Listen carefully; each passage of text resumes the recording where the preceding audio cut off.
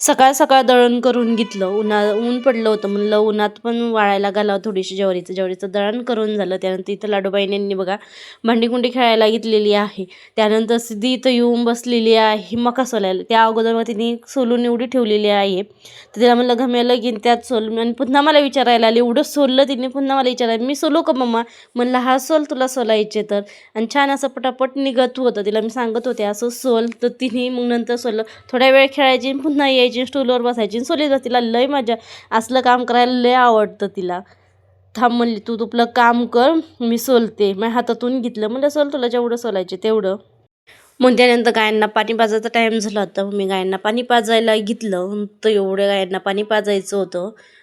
त्यानंतर मग ती थोड्या वेळ सोललं. आणि त्यानंतर म्हणली, मग असं नाही सोलता येत, गुणीत घालून हाणू का?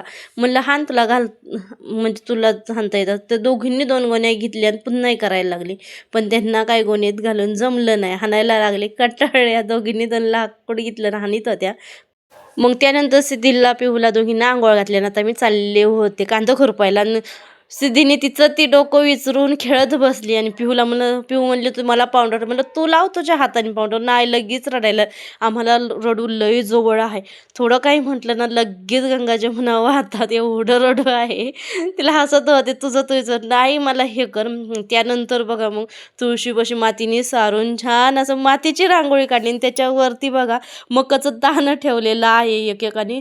फुलं वाहिलेली आहे तुळशीला. तर असा उद्योग आहे सुट्टीच्या दिवशी. तुमची लेकरं अशीच आहे का? नक्की मला कमेंट करून सांगा.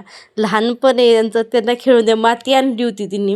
त्यानंतर इथं मी पाणी सोडलेलं आहे ना. आता मी चाललेली आहे खुरपायला. दिवसभर असंच आहे, फुलं तोडून आणायची आणि फुलाची रांगोळी काढायची. चला मग, तुम्हाला कसा वाटला व्हिडिओ नक्की कमेंट करून सांगा. बाय, भेटूया पुढल्या व्हिडिओमध्ये.